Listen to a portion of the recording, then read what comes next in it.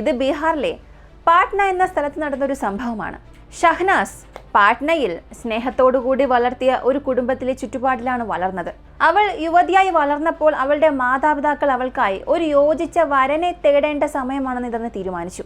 നല്ല വിദ്യാഭ്യാസവും ഉറച്ച ജീവിതവുമുള്ള ഷഹനാസിന് സുഖവും സന്തോഷവും നൽകുന്ന ഒരു ജീവിതം നൽകാൻ കഴിയുന്ന ഒരാളെ ആയിരുന്നു അവർ ആഗ്രഹിച്ചത്.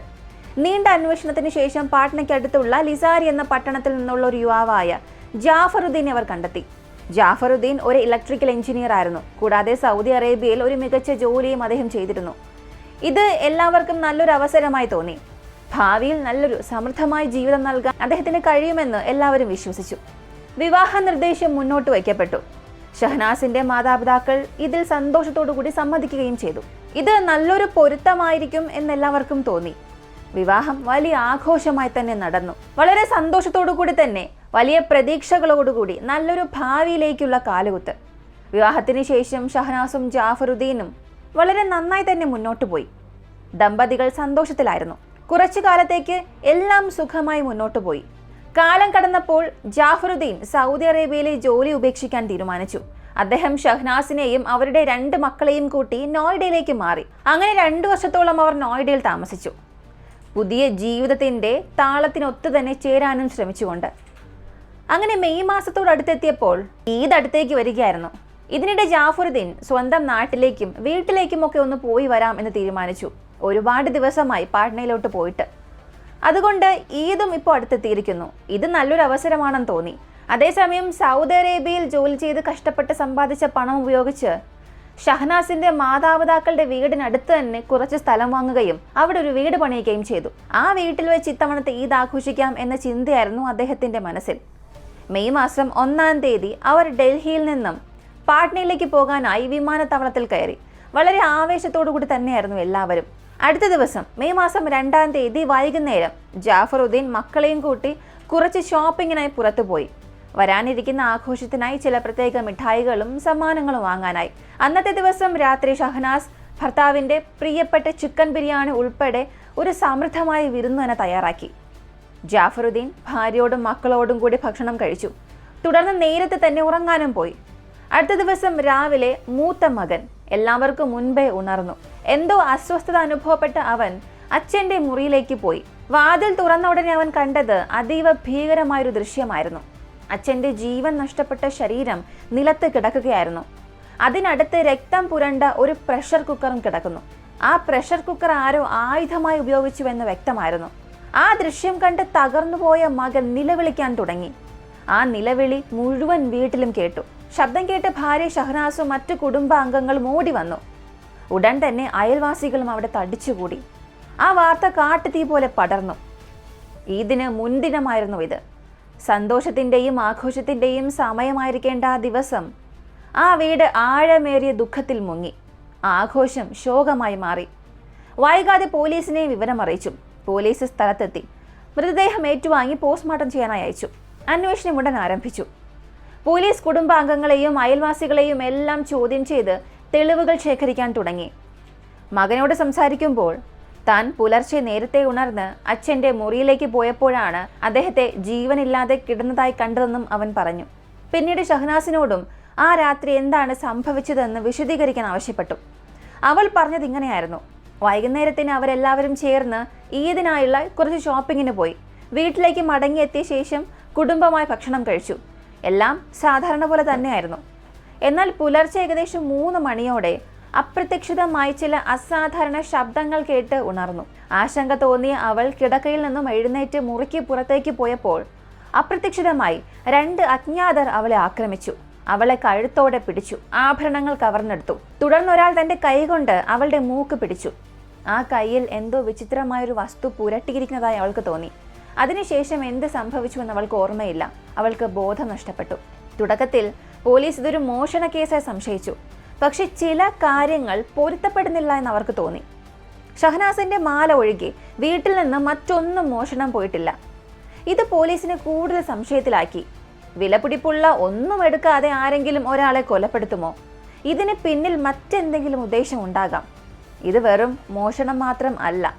ഈ ആക്രമികൾക്ക് വ്യക്തിപരമായ വൈരാഗ്യമോ ശത്രുതയോ ഉണ്ടായിരിക്കണം എന്ന് പോലീസ് ഉദ്യോഗസ്ഥർ ചിന്തിച്ചു തുടങ്ങി. അതിനുശേഷം പോലീസ് എല്ലാവരെയും കൂടുതൽ സൂക്ഷ്മമായി ചോദ്യം ചെയ്യാൻ തുടങ്ങി. എന്തൊക്കെ സൂചനകൾ ലഭിക്കുമെന്ന് അന്വേഷിച്ചു. ഈ അന്വേഷണത്തിൽ അവർ കണ്ടെത്തിയത് ഷഹനാസിന്റെ ഭർത്താവായ ജാഫറുദ്ദീൻ തൻ്റെ ജീവിതത്തിൻ്റെ ഭൂരിഭാഗവും ബീഹാറിന് പുറത്താണ് ചിലവഴിച്ചത്. ജോലി ആവശ്യാർത്ഥം വീട്ടിൽ നിന്നും അകലെയായിരുന്നു അദ്ദേഹം. അതുകൊണ്ട് തന്നെ ആ പ്രദേശത്ത് അദ്ദേഹത്തിന് വലിയ പരിചയക്കാരോ സുഹൃത്തുക്കളോ ഇല്ലായിരുന്നു. എല്ലാവർക്കും അറിയാവുന്നിടത്തോളം അദ്ദേഹത്തിന് അങ്ങനെ ശത്രുക്കളും ഇല്ല. ഇതെല്ലാം ചേർത്ത് വെച്ച് നോക്കുമ്പോൾ പോലീസിന് കാര്യങ്ങൾ കൂടുതൽ ആശയക്കുഴപ്പത്തിലായി. വീട്ടിൽ പണവും ആഭരണങ്ങളും എല്ലാം ഉണ്ടായിരുന്നിട്ടും ഒന്നും മോഷണം പോയിട്ടില്ല എന്നത് പോലീസിന് അതിവിചിത്രമായി തന്നെ തോന്നി. ഈ അസാധാരണമായ കാര്യങ്ങൾ എന്തോ ശരിയല്ല എന്ന സംശയം അവരിൽ ശക്തമാക്കി. കൂടുതൽ ആഴത്തിൽ അന്വേഷിക്കാൻ ആർക്കെങ്കിലും വീട്ടിലേക്ക് വരണമെങ്കിൽ എങ്ങനെ വരാൻ കഴിയും, എങ്ങനെ പുറത്തേക്ക് പോകാൻ കഴിയും? ഇങ്ങനെ ചെറിയ ചെറിയ കാര്യങ്ങൾ പോലും സൂക്ഷ്മമായി പരിശോധിച്ചു. അപ്പോഴാണ് വീട്ടിലേക്ക് കയറാൻ പ്രധാന വാതിൽ മാത്രമേ ഉണ്ടായിരുന്നുള്ളൂ. മറ്റ് വാതിലുകളോ വഴികളോ ഒന്നും തന്നെ ഇല്ലായിരുന്നു. കാര്യങ്ങൾ കൂടുതൽ ആശ്ചര്യപ്പെടുത്തിയത് ഇവിടെ ബലപ്രയോഗത്തിൻ്റെ ഏതൊരു അടയാളവും ഇല്ല എന്നതാണ്. വാതിലുകൾ പൊട്ടിച്ചിട്ടില്ല, ജനാലകൾ തകർന്നിട്ടില്ല, പൂട്ടുകൾ കൈകാര്യം ചെയ്തതിൻ്റെ അടയാളങ്ങളും ഇല്ല. വീട്ടിൽ പ്രവേശിച്ചയാൾക്ക് യാതൊരു ബുദ്ധിമുട്ടും ഇല്ലാതെ അകത്ത് കടക്കാൻ കഴിഞ്ഞതുപോലെയായിരുന്നു അവസ്ഥ. അതിനർത്ഥം ആ വ്യക്തിക്ക് ഈ വീടുമായി നല്ല പരിചയം ഉണ്ടായിരുന്നിരിക്കണം എന്നാണ്. ഇത് പോലീസിനെ ഒരു ഭീതിജനകമായ സാധ്യതയിലേക്കാണ് നയിച്ചത്. അങ്ങനെയാണെങ്കിൽ ഈ കുടുംബത്തിനുള്ളിൽ ആരെങ്കിലും തന്നെ ആയിരിക്കുമോ ഇത് ചെയ്തത്? ഷഹനാസിനെയും മറ്റു കുടുംബാംഗങ്ങളെയും പലവട്ടം ചോദ്യം ചെയ്തിട്ടും വ്യക്തമായ മറുപടി പോലീസിന് ലഭിച്ചില്ല. എന്നിരുന്നാലും എന്തെങ്കിലും സൂചന കിട്ടും എന്നവർ വിശ്വസിച്ചിരുന്നു. അതിനാൽ അന്വേഷണം മുന്നോട്ട് തന്നെ കൊണ്ടുപോയി. അവർ ഷഹനാസിനോട് അവളുടെ മൊബൈൽ ഫോൺ നൽകാൻ ആവശ്യപ്പെട്ടു. ഒരു മടിയും കൂടാതെ തൻ്റെ ഭർത്താവ് ചില കാലം മുൻപ് അവൾക്ക് സമ്മാനമായി നൽകിയ ഐഫോൺ അവൾ പോലീസിന് കൈമാറി. പോലീസ് ആ ഫോൺ സൂക്ഷ്മമായി പരിശോധിച്ചപ്പോൾ കോൾ റെക്കോർഡിങ്സും മറ്റു വിവരങ്ങളുമെല്ലാം പരിശോധിച്ചു. എന്തെങ്കിലും തെളിവ് കിട്ടുമോ എന്ന് പ്രതീക്ഷിച്ചു.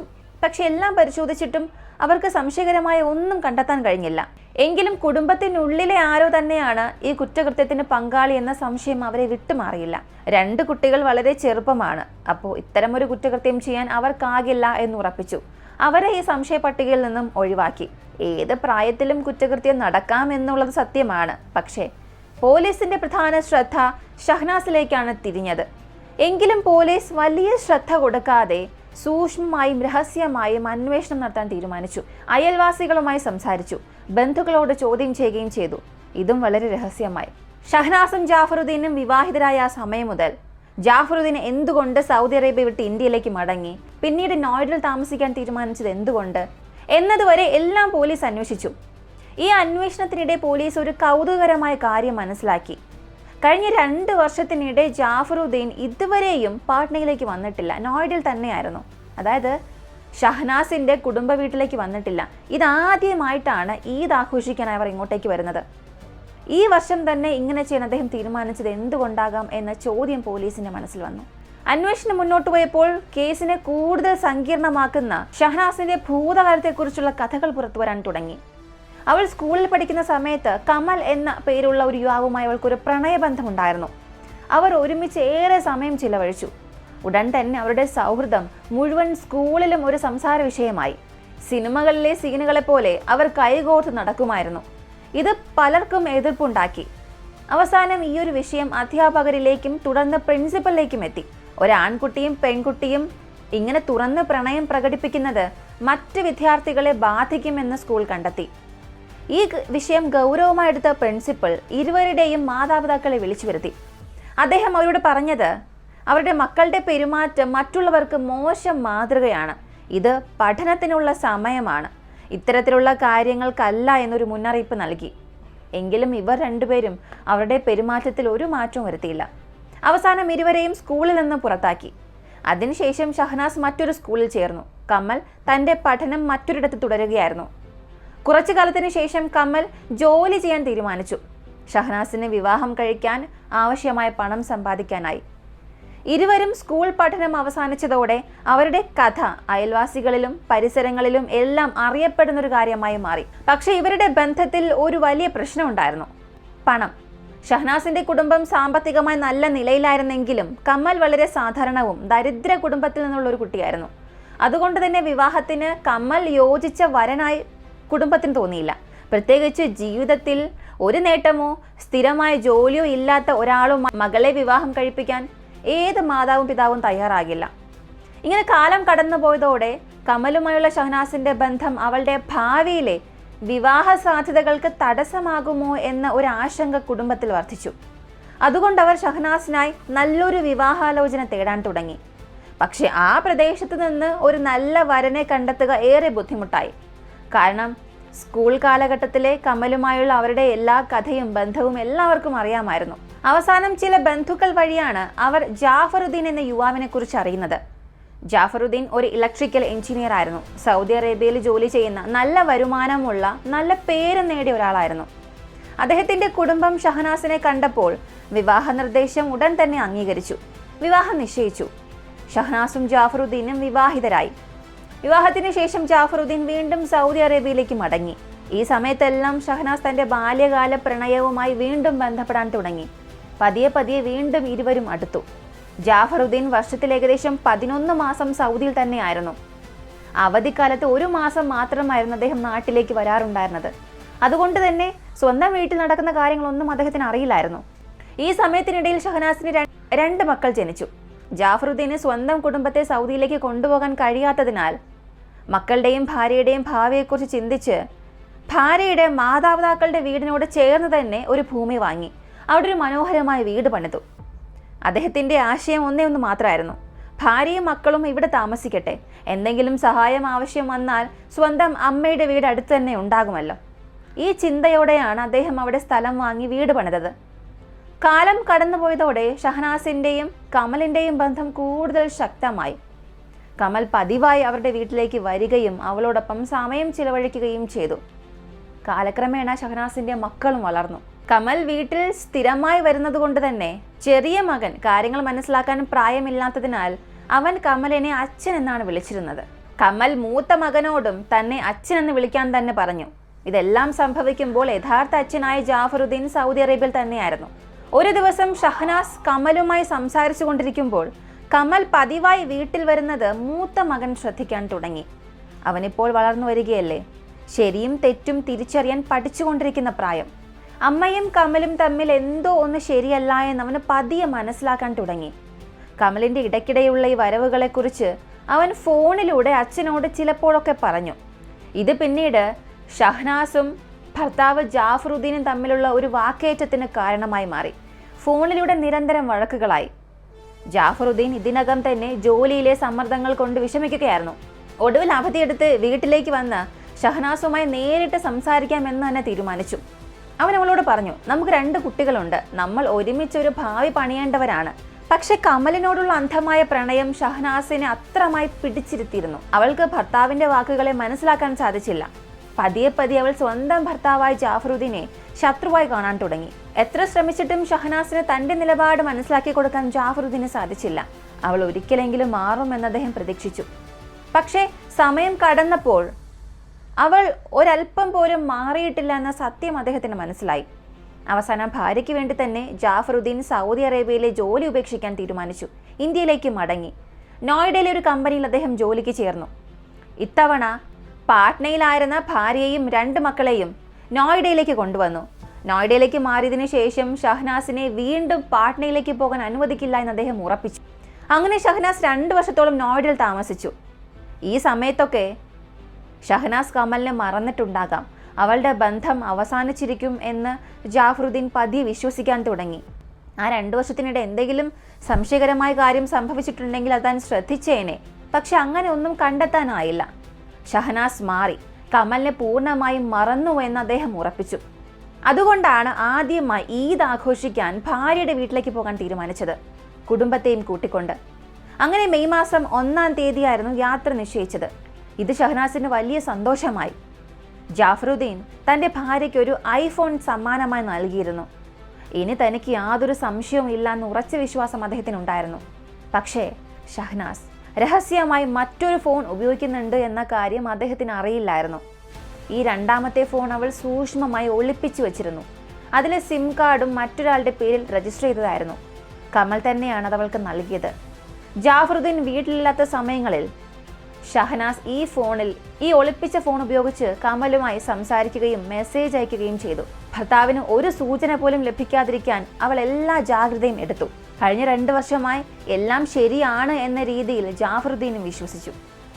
അതേസമയം ഷഹനാസ് വളരെ സന്തോഷത്തിലായിരുന്നു. തന്റെ പ്രശ്നങ്ങളിൽ നിന്നും അവൾ ഒടുവിൽ രക്ഷപ്പെട്ടു എന്നാണ് കരുതിയത്. ഒരു ദിവസം അവൾ വീട്ടിൽ ഒറ്റയ്ക്കിരുന്ന സമയത്ത് കമലിനെ വിളിച്ചു. ഈദിനെ ഒരവസരമാക്കി ജാഫറുദ്ദീനെ എന്നേക്കുമായി ഒഴിവാക്കാൻ നിർദ്ദേശം നൽകി. അവളുടെ പദ്ധതി വ്യക്തമായിരുന്നു. ജാഫറുദ്ദീനെ ഇല്ലാതാക്കി കമലുമായി ചേർന്ന് വിവാഹം കഴിച്ച് സന്തോഷത്തോടെ ജീവിക്കുക. ഈ അവസരം കാത്തിരുന്ന കമൽ ഒട്ടും വൈകാതെ സമ്മതിച്ചു. എല്ലാം മുൻകൂട്ടി തയ്യാറാക്കിയിരുന്നു. എന്ത് ചെയ്യണമെന്നവന് കൃത്യമായി അറിയാമായിരുന്നു. അവന്റെ പദ്ധതി അവൻ ഷഹനാസിനോട് വിശദീകരിച്ചു. മെയ് മാസം 1-ാം തീയതി രാവിലെ ഷഹനാസും കുടുംബവും പാട്നയിലേക്ക് പോയി. ജാഫറുദ്ദീൻ മക്കളെയും കൂട്ടി ഈദ് ഷോപ്പിങ്ങിനായി പോയി. അവർ വീട്ടിൽ നിന്ന് പുറത്തിറങ്ങിയ ഉടൻ ഷഹനാസ് കമലിനെ വിളിച്ച് വീട്ടിലേക്ക് വരാൻ ആവശ്യപ്പെട്ടു. ജാഫറുദ്ദീൻ പുറത്തേക്ക് ഇറങ്ങുമ്പോൾ ഷഹനാസ് കമലിനെ അവരുടെ മുറിയിൽ ഒളിപ്പിച്ചു. ജാഫറുദ്ദീൻ മക്കളുമായി തിരിച്ചെത്തിയപ്പോൾ എല്ലാവരും ചേർന്ന് ഭക്ഷണം കഴിച്ചു. തുടർന്ന് മക്കൾ ഉറങ്ങാൻ പോയി. രാത്രിയിൽ ജാഫറുദ്ദീനെ ആക്രമിക്കാനായിരുന്നു ഷഹനാസിന്റെ പദ്ധതി. കുട്ടികൾ ഉറങ്ങിക്കിടക്കുന്നതിനാൽ അവർ ഒന്നും തന്നെ കാണില്ല എന്നവൾ കരുതി. പദ്ധതി നടപ്പിലാക്കാൻ അവൾ ഉദ്ദേശപൂർവ്വം ജാഫറുദ്ദീനുമായി പ്രസക്തമല്ലാത്തൊരു കാര്യത്തിന് വേണ്ടി വഴക്കുണ്ടാക്കി. വഴക്കിനിടെ അവൾ അദ്ദേഹത്തോട് ഡ്രോയിങ് റൂമിൽ കിടന്നുറങ്ങാൻ ആവശ്യപ്പെട്ടു. ദേഷ്യത്തിൽ ജാഫറുദ്ദീനും അത് സമ്മതിച്ചു. ഇന്ന് ഞാൻ നിന്നോടൊപ്പം കിടക്കില്ല എന്നും അദ്ദേഹം പറഞ്ഞു. പക്ഷെ ഇതെല്ലാം ഒരു ഭീകരമായ പദ്ധതിയുടെ ഭാഗമാണെന്ന് ജാഫറുദ്ദീന് ഒരു ധാരണയുണ്ടായിരുന്നില്ല. രാത്രി ഏകദേശം 3 മണിയോടെ ജാഫറുദ്ദീൻ നല്ല ഉറക്കത്തിലായിരുന്ന സമയത്ത് ഷഹനാസ് നിശബ്ദമായി കമലിനെ ഒളിച്ചിരുന്ന സ്ഥലത്തു നിന്നും പുറത്തേക്ക് കൊണ്ടുവന്നു. തുടർന്ന് അവൾ അടുക്കളയിൽ നിന്നും ഒരു പ്രഷർ കുക്കർ എടുത്തു. കത്തികളോ മറ്റു മൂർച്ചയുള്ള ആയുധങ്ങളോ അവൾ ഉപയോഗിച്ചില്ല. അങ്ങനെ ചെയ്താൽ അത് എളുപ്പത്തിൽ ഒരു തെളിവായി മാറുമോ എന്ന ഭയം അവൾക്കുണ്ടായിരുന്നു. സത്യത്തിൽ ഈ ഷഹനാസും കമലും നിരവധി ഡ്രാമകൾ കണ്ടിരുന്നു. അതിലൊക്കെ ഉപയോഗിച്ചിരുന്ന ഒരു സമാന രീതിയാണ് അവരിവിടെ ഫോളോ ചെയ്തത്. ഭാരം കൂടിയ പ്രഷർ കുക്കർ ഉപയോഗിക്കുന്നതാണ് വേഗത്തിലും ഫലപ്രദമായി മാറുക എന്നാണ് അവരുടെ തീരുമാനം. ഒരു ശക്തമായ അടിയോടെ ഉറങ്ങിക്കിടന്ന ജാഫറുദ്ദീനെ അവർ ആക്രമിച്ചു. ആദ്യ അടി തന്നെ കൃത്യമായി പതിക്കണമെന്ന് ഉറപ്പാക്കി. ആദ്യ ആക്രമണത്തിന് ശേഷം ജാഫർ മരിച്ചു എന്നുറപ്പാക്കാൻ ഷഹനാസും കമലും തലയിൽ വീണ്ടും വീണ്ടും അടിച്ചു. ഏകദേശം 3:30ഓടെ ജാഫറുദ്ദീൻ മരിച്ചു എന്നവർക്ക് ഉറപ്പായി. വീട് മുഴുവനും ആഴത്തിലുള്ള ഉറക്കത്തിലായതിനാൽ കമൽ വേഗത്തിൽ നിന്നും വീട്ടിൽ നിന്നും പുറത്തേക്ക് പോയി. ഷഹനാസ് വാതിൽ പൂട്ടി. രാവിലെ ആകും വരെ തൻ്റെ മുറിയിൽ നിശബ്ദയായി കാത്തിരുന്നു. മകൻ ഉണർന്ന അദ്ദേഹത്തെ കണ്ടെത്തുന്നത് വരെ കാത്തിരിക്കാനായിരുന്നു അവളുടെ പദ്ധതി. മുൻകൂട്ടി അവൾ തയ്യാറാക്കിയ കഥ നടപ്പിലാക്കാൻ അവൾ കാത്തിരിക്കുകയായിരുന്നു. അങ്ങനെ രാവിലെ മകൻ എഴുന്നേറ്റ് അച്ഛൻ്റെ ജീവൻ നഷ്ടപ്പെട്ട ശരീരം കണ്ടെത്തിയപ്പോൾ ഷഹനാസ് താൻ തയ്യാറാക്കിയ കഥയുമായി തയ്യാറായി നിന്നു. അവൾ പറഞ്ഞത് ഇങ്ങനെയാണ്: 2 അജ്ഞാതർ വീട്ടിലേക്ക് വന്നു, അവളെ ആക്രമിച്ചു, അവളുടെ മാല മോഷ്ടിച്ചു, തുടർന്ന് ഭർത്താവിനെ കൊലപ്പെടുത്തി, പിന്നെ ഓടി രക്ഷപ്പെട്ടു. ഇതാണ് ഷഹനാസ് പദ്ധതിയിട്ട കഥ. പക്ഷേ മാല ഒഴികെ മറ്റൊന്നും മോഷണം പോയിട്ടില്ല എന്നും വിലപിടിപ്പുള്ള വസ്തുക്കളെല്ലാം സുരക്ഷിതമാണെന്ന് വ്യക്തമായതോടെ ഇതൊരു മോഷണ കേസ് അല്ല എന്ന് തെളിഞ്ഞു. ആക്രമണത്തിൻ്റെ രീതി, തുടർന്ന് നടന്ന സംഭവങ്ങൾ എല്ലാം കൂടി നോക്കുമ്പോൾ ഈ കുറ്റകൃത്യം മോഷണത്തിനായിട്ടല്ല, മറിച്ച് വ്യക്തിപരമായ വൈരാഗ്യവും പ്രതികാരവും കൊണ്ടാണ് നടന്നത് എന്ന് വ്യക്തമായി. പോലീസിനെ തെറ്റിദ്ധരിപ്പിക്കാൻ ഷഹനാസ് തയ്യാറാക്കിയ കഥ വളരെ ദുർബലമായിരുന്നു. ഈ ദുർബലത തന്നെയാണ് യഥാർത്ഥ കുറ്റവാളികൾ വേഗത്തിൽ പുറത്തുവരാൻ കാരണമായത്. പിന്നീട് ഷഹനാസ് കമലുമായി ബന്ധപ്പെടാൻ ഉപയോഗിച്ചിരുന്ന മറ്റൊരു മൊബൈൽ ഫോൺ പോലീസ് കണ്ടെടുത്തു. ആ ഫോണിലെ കോൾ റെക്കോർഡുകൾ അന്വേഷണത്തിന് നിർണായക തെളിവായി തന്നെ മാറി. 2022 മെയ് മാസം 10-ാം തീയതി കമലിനെയും ഷഹനാസിനെയും പോലീസ് അറസ്റ്റ് ചെയ്തു. അവരെ കോടതിയിൽ ഹാജരാക്കി. ഇപ്പോൾ ഷഹനാസും കമലും പാട്ന ജയിലിൽ കഴിയുകയാണ്. ഈ ദാരുണമായ സംഭവത്തിൽ യഥാർത്ഥ നഷ്ടം സംഭവിച്ചത് യാതൊരു പാപവും ചെയ്യാത്ത കഠിനാധ്വാനിയായ ഒരു മനുഷ്യനാണ്. തൻ്റെ കുടുംബത്തെ പോറ്റുകയും ഭാര്യയെ സന്തോഷിപ്പിക്കുകയും ചെയ്യുന്നതായിരുന്നു അദ്ദേഹത്തിൻ്റെ ഏക ആഗ്രഹം. ഇപ്പോൾ അവരുടെ 2 മക്കൾ അച്ഛനില്ലാതെ നിൽക്കുകയാണ്. അച്ഛൻ്റെ സംരക്ഷണ നീടൽ അവരുടെ ജീവിതത്തിൽ നിന്നും അകന്നു. ഷഹനാസും കമലും എത്ര കാലം ജയിലിൽ കഴിയും എന്നത് വ്യക്തമല്ല. പക്ഷേ ഇവിടെ ഇവർ ചെയ്ത പാപം കാരണം 2 കുട്ടികൾ അനാഥരായി. സ്വാർത്ഥമായ പ്രണയവും നിയന്ത്രണമില്ലാത്ത ആഗ്രഹങ്ങളും മനുഷ്യരെ അന്ധരാക്കും. അത് തെറ്റായ തീരുമാനങ്ങളിലേക്കും ഒടുവിൽ തിരിച്ചു കൊണ്ടുവരാനാകാത്ത വിനാശത്തിലേക്കും നയിക്കും. സത്യസന്ധതയും ഉത്തരവാദിത്വവും ഇല്ലാത്ത ബന്ധങ്ങൾ ഒരിക്കലും സന്തോഷം നൽകില്ല. ഒരു നിമിഷത്തെ വികാരത്തിനായി എടുത്ത തെറ്റായ തീരുമാനങ്ങൾ നിരപരാധികളുടെ ജീവിതം തകർക്കും, പ്രത്യേകിച്ച് കുട്ടികളുടെ ഭാവി. വിശ്വാസത്തെ വഞ്ചിച്ചതിന് തീർച്ചയായും വില കൊടുക്കേണ്ടി വരും. ഈ ഒരു കേസിനെ കുറിച്ചുള്ള നിങ്ങളുടെ അഭിപ്രായം എന്താണെന്നുള്ളത് കമന്റിൽ പറയുക. ഇങ്ങനെയുള്ള വ്യത്യസ്തമായ കേസുകളെ കുറിച്ച് ചെയ്യാൻ താല്പര്യമുള്ളവരാണ് നിങ്ങളെങ്കിൽ ഇപ്പോൾ തന്നെ നമ്മുടെ ചാനൽ സബ്സ്ക്രൈബ് ചെയ്യുക. ഇതുവരെയും ഒരു ലൈക്ക് പോലും ചെയ്യാതെ കണ്ടുകൊണ്ടിരിക്കുന്നവരാണെങ്കിൽ ഇപ്പോൾ തന്നെ ഒരു ലൈക്ക് ചെയ്ത് സപ്പോർട്ട് ചെയ്യുക. നിങ്ങൾ നൽകുന്ന ലൈക്കും കമൻസും ഒക്കെ ആയിരിക്കും നമ്മുടെ ചാനൽ ഒരുപാട് ഉയരങ്ങളിലേക്ക് എത്തിക്കുന്നത്. മറ്റൊരു വീഡിയോയുമായി വീണ്ടും കാണാം.